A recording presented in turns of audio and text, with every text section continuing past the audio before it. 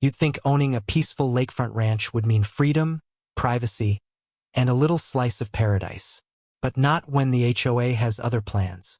What started as a calm day by the water turned into a showdown I never saw coming, with the HOA sending their so-called security to drag me off my own property. They thought they'd humiliate me. Instead, they limped home empty-handed. The day had begun like any other, with the calm breeze rolling off the lake and the gentle sound of water hitting the shore of my ranch. I had been enjoying the kind of morning most people dream about, sipping my coffee on the porch, taking in the view, and feeling grateful that I had carved out this small piece of peace away from the chaos of the outside world. The sun was climbing higher, casting a golden glow over the property, and for a while, it felt as if nothing could disturb the serenity of the moment. But then came the sound that would change everything. A sharp, insistent knock at the front door. It wasn't the kind of polite knock you'd expect from a neighbor stopping by to say hello, or a delivery driver dropping off a package.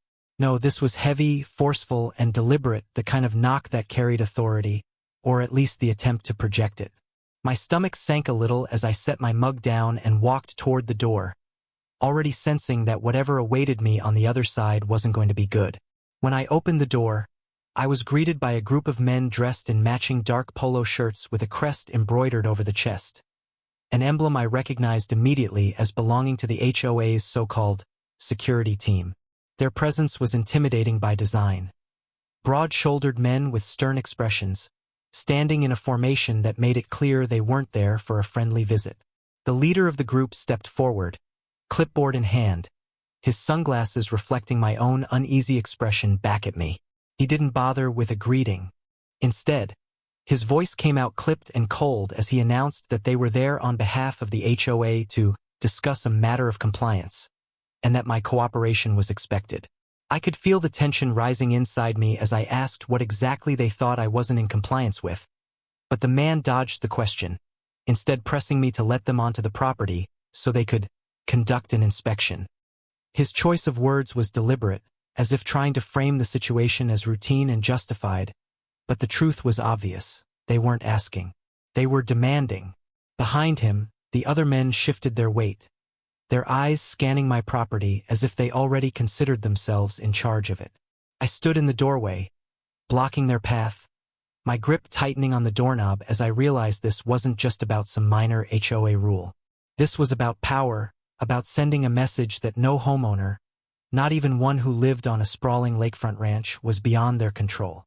As the silence stretched, I thought back to the countless times the HOA had tried to push their boundaries before, sending letters, issuing warnings, and attempting to fine me over things as trivial as the placement of a garden chair or the color of my dock lights.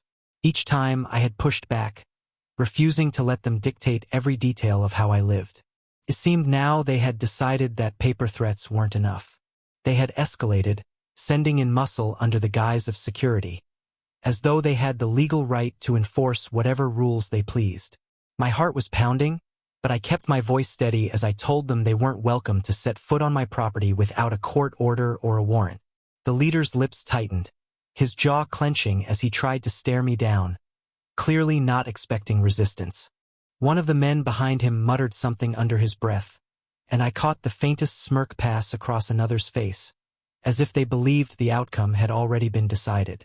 They thought I would fold, intimidated into stepping aside and letting them trample over my rights. But the more they pressed, the more a fire lit inside me. The knock that had started this confrontation now echoed in my head, louder and heavier than it had been in reality. A reminder that this wasn't just a test of patience. It was a test of resolve. I could sense the tension mounting on both sides, the standoff teetering on the edge of something bigger. What they hadn't counted on was that I was ready for this moment, ready to stand my ground no matter what tactics they brought to my doorstep.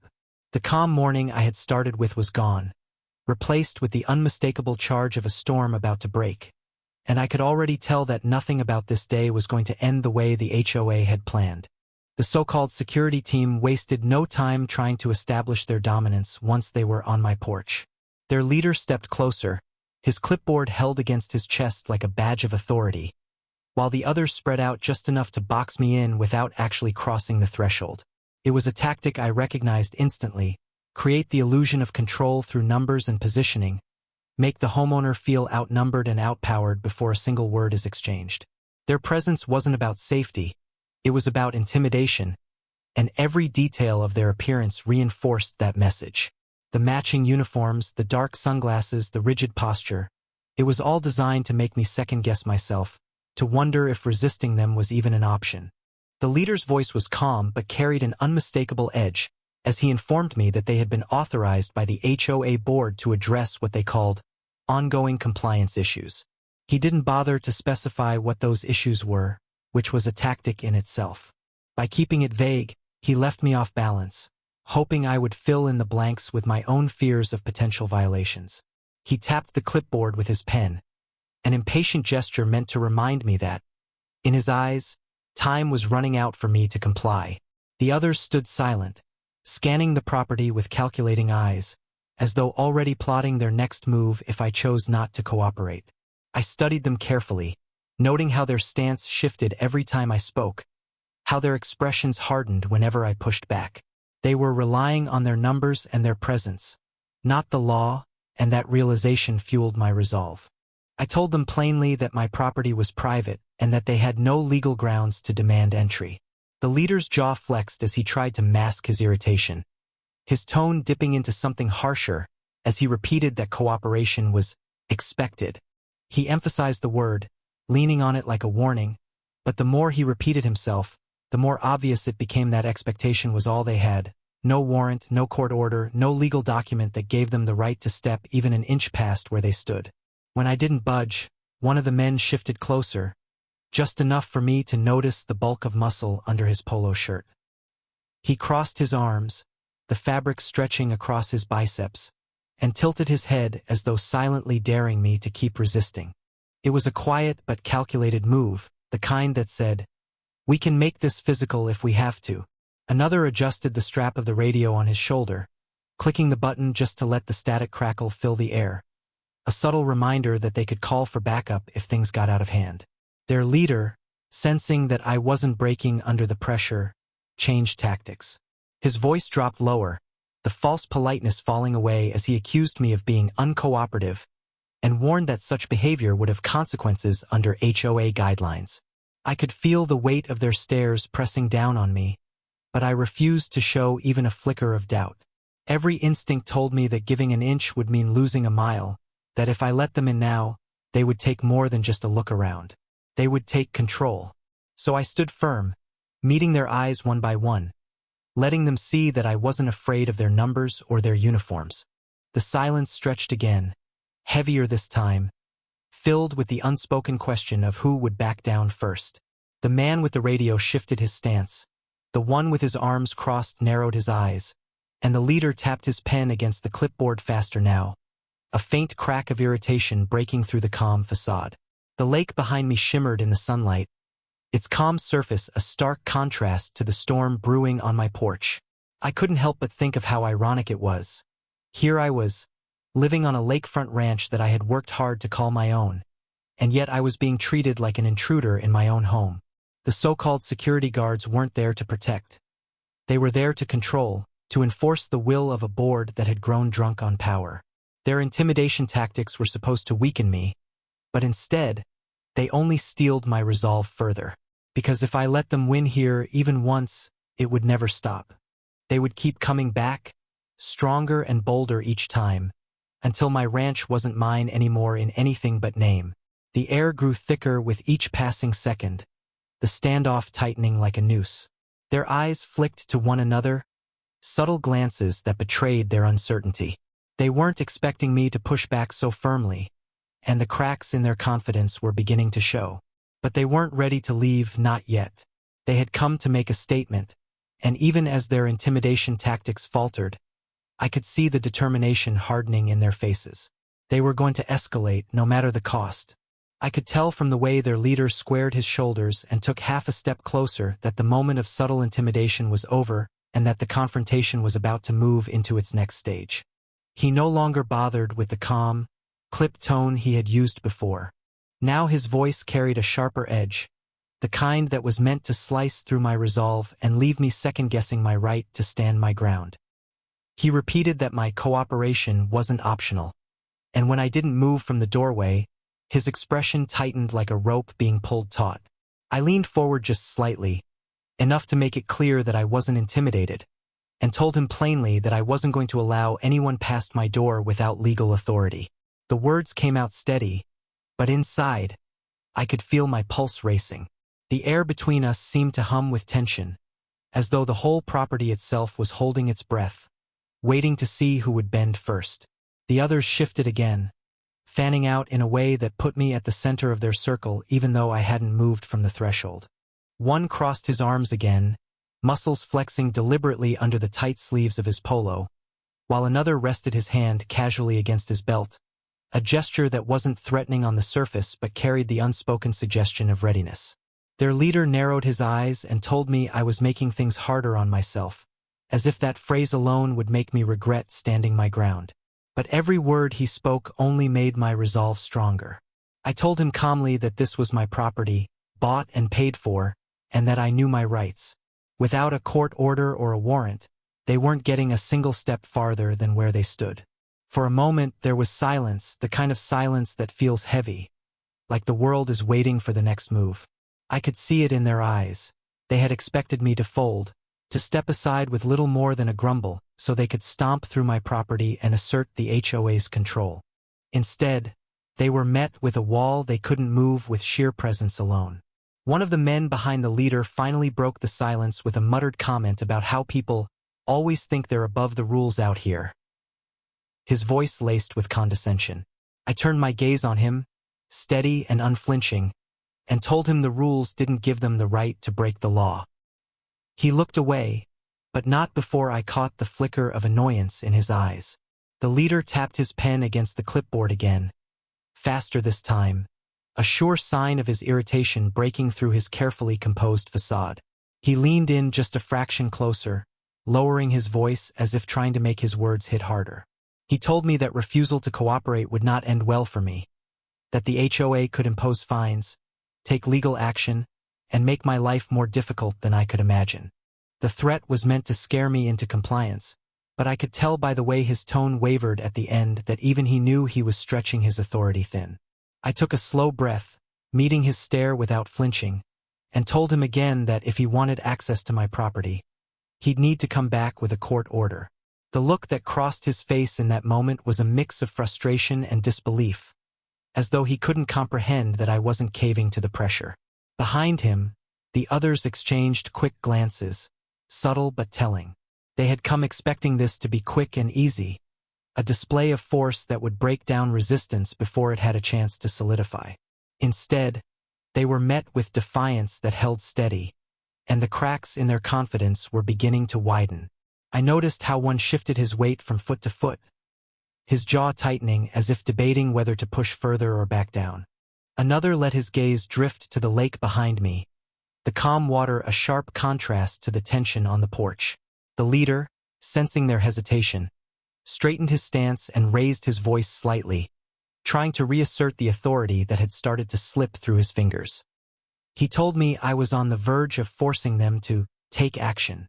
The phrase hung in the air like a storm cloud, heavy and threatening. I could feel the weight of it pressing down, but I refused to let it break me.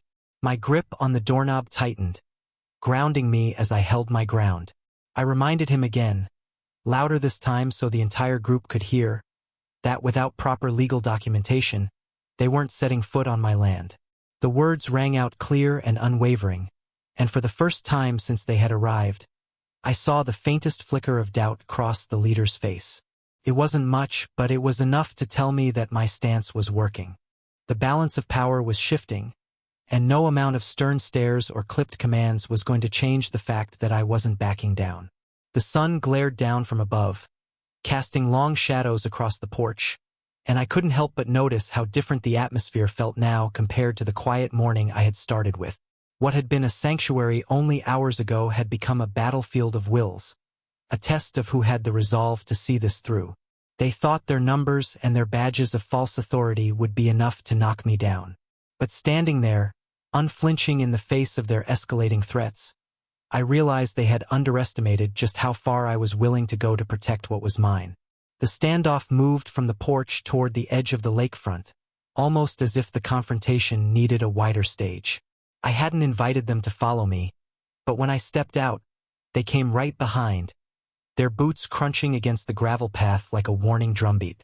The leader walked just a step ahead of the others, making sure to position himself close enough that I could feel his presence, yet still leaving the impression that he was in control of the direction we were going.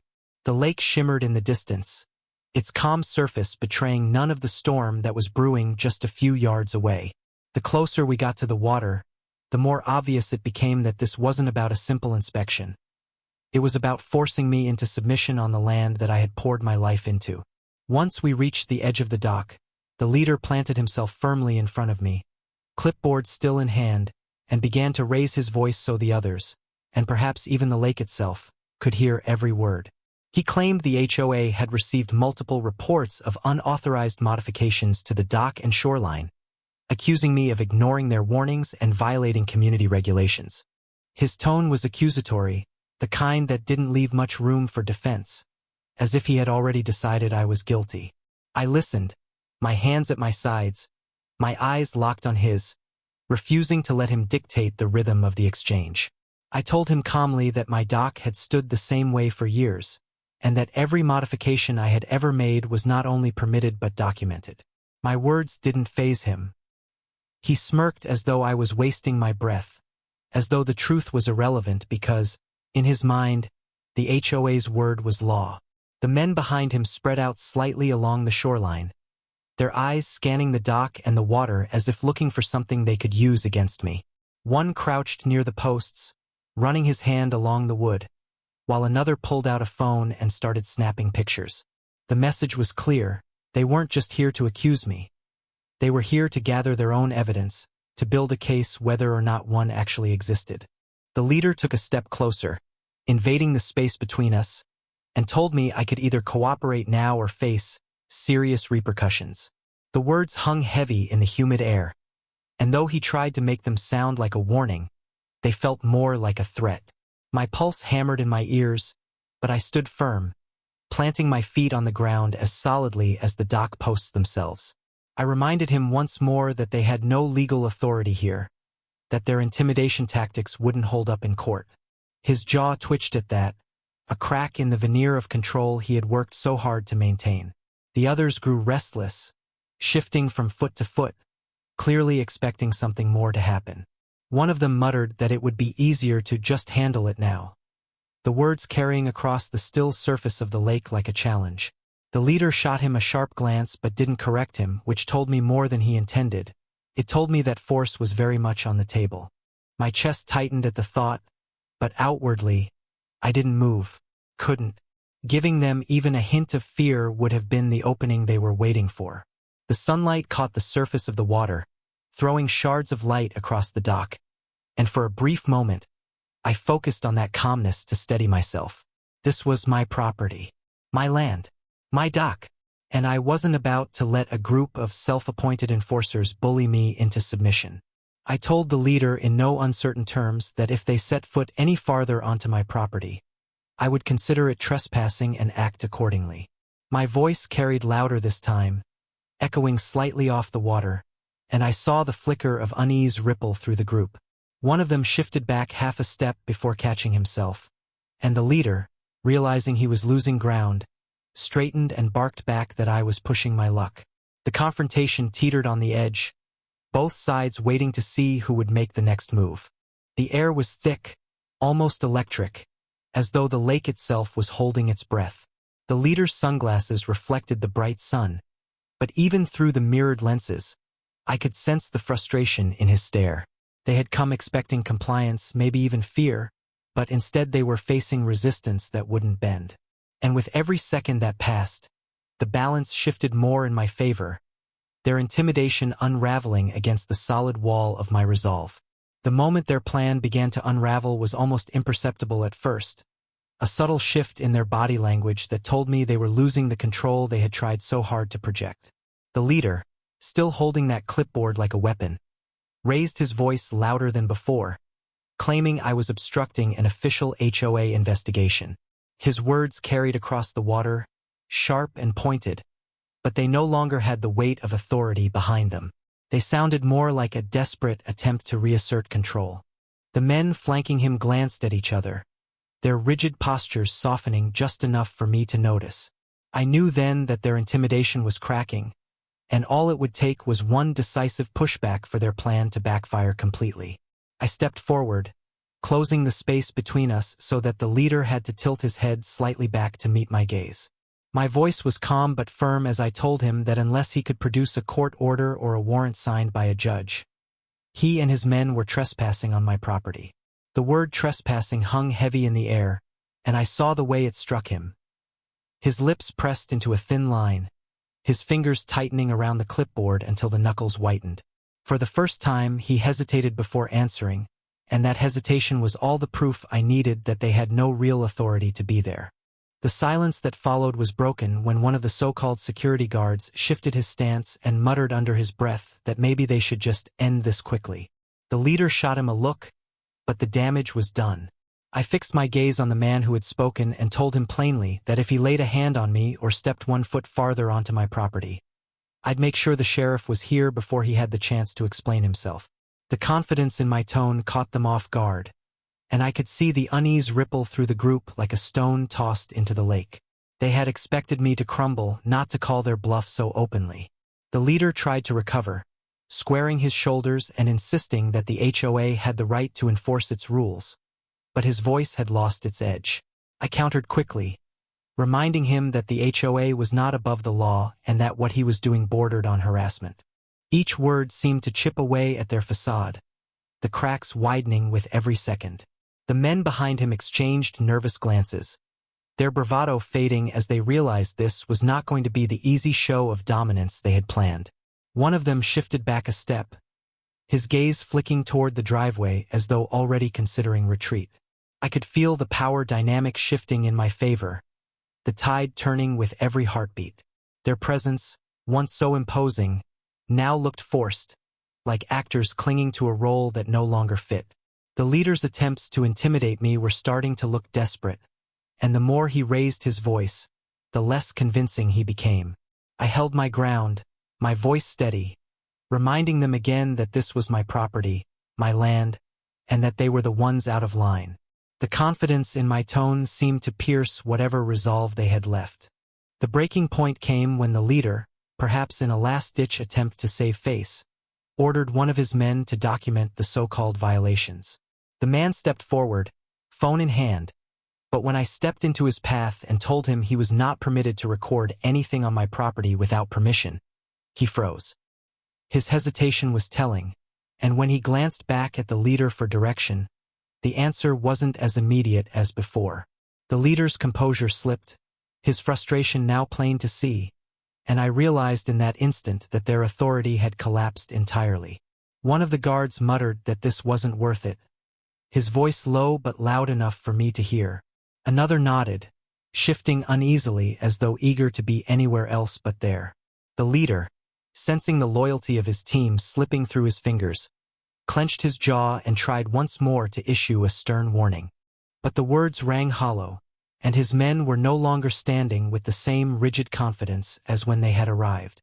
They looked less like enforcers of authority and more like men caught in a situation spiraling beyond their control. The tension on the dock was so thick it felt like even the air had grown heavy. I could see the beads of sweat forming at the edges of the leader's temples, his confidence draining as quickly as the patience of the men behind him. They had come here expecting to drag me out, to leave me humiliated and beaten down, but instead they were the ones faltering, the ones realizing they had walked into a fight they couldn't win. Every second they lingered made their defeat more obvious, and the silence that followed their last empty warning said more than any threat they could muster. The silence that settled over the lakefront after their failed attempt at intimidation was almost louder than the threats they had thrown at me moments before. The men who had arrived with such forceful confidence now stood scattered, their postures no longer rigid but restless, like they were waiting for someone else to make the decision to retreat. The leader, still clutching his clipboard like a shield, looked around at his men and then back at me, his face flushed with a mixture of anger and humiliation. He had come expecting to prove dominance, to walk away with a victory that would send a message to every homeowner under the HOA's control. Instead, he was staring down the reality that his plan had collapsed, and worse, his team knew it too. The one who had suggested earlier that they should end it quickly was now staring down at the gravel near his boots, unwilling to meet my eyes. Another shifted uncomfortably, muttering something about how they didn't sign up for this kind of confrontation. The leader snapped his head toward him, but the sharp look had no effect. Whatever control he thought he had was already slipping through his fingers, and the cracks in his authority had grown too wide to repair. I stayed where I was, feet planted firmly on my own ground, watching as their confidence drained away with each passing second. I could feel the shift in the air, a subtle but undeniable swing of power back to me.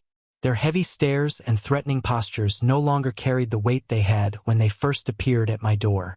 Now they looked like men eager to be somewhere else, men who had underestimated their opponent and found themselves outmatched not by force, but by resolve.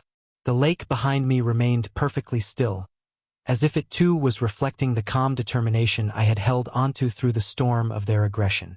The longer they stood there without acting, the clearer it became to everyone that they had no authority to do what they had come to do. The leader tried once more to salvage the situation, his voice clipped and harsh as he warned that I hadn't heard the last of this. But the words rang hollow, lacking the conviction they might have carried earlier. I simply looked at him, unflinching, and repeated that until they returned with proper legal documentation, they were trespassing and had no right to touch a single plank of my dock. The firmness in my tone cut through the tension, leaving no room for argument. He opened his mouth as if to fire back, but nothing came out. For a brief moment, the only sound was the soft lapping of the water against the shore. Finally, one of the men shifted his weight and muttered that they should just go, his tone carrying more exhaustion than defiance.